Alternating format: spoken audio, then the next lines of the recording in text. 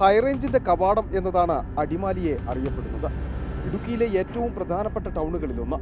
ദിവസേന വിനോദസഞ്ചാരികളടക്കം ആയിരക്കണക്കിന് യാത്രക്കാരെത്തുന്ന Adimali private bus സ്റ്റാൻഡിലൂടെ നടന്നു പോകുവാൻ പോലും കഴിയില്ല. മഴ പെയ്തതോടെ സ്റ്റാൻഡ് കുളമായി മാറി.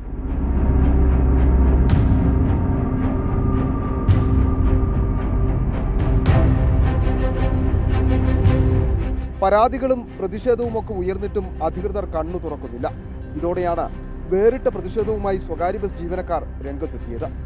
ബസ് സ്റ്റാൻഡിൽ രൂപപ്പെട്ട കുഴികളിൽ വാഴ നട്ടും ചെളിവെള്ളത്തിൽ ചൂണ്ടയിട്ടുമായിരുന്നു ഇവരുടെ പ്രതിഷേധം.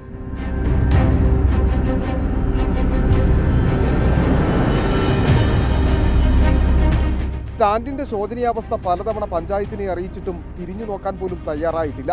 ഇതാണ് അടിമാലി ബസ് സ്റ്റാൻഡിന്റെ അവസ്ഥ. നമ്മൾ കണ്ടില്ലേ, ഒരു വാഴ വെക്കേണ്ട അവസ്ഥ വന്നിരിക്കുന്നു. അതുപോലെ തന്നെ മറ്റന്നാണ് നീക്കുളമായിട്ട് പറയുന്നത് സ്റ്റാൻഡ് അവസ്ഥ മാറിയിട്ടുണ്ട്. ഇതാണ് ഡെയിലി ആയിട്ട് മാസങ്ങളായിട്ട് ഇതുണ്ടാകുന്ന കാര്യമാണ്.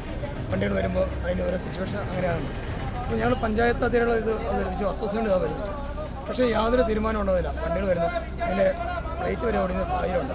അപ്പോൾ ആ സാഹചര്യമൊക്കെ മാറ്റിയെടുക്കാനായിട്ട് പഞ്ചായത്ത് അതിൻ്റെ കൃത്യമായിട്ട് എടുക്കണം. നാളെ ഇപ്പം ഒരു മീനുകളുണ്ടാവും. അതോടൊപ്പം വാഴ നട്ട ഒരു പ്രതിഷേധമാണ് ഞങ്ങൾ അറിയിച്ചത്.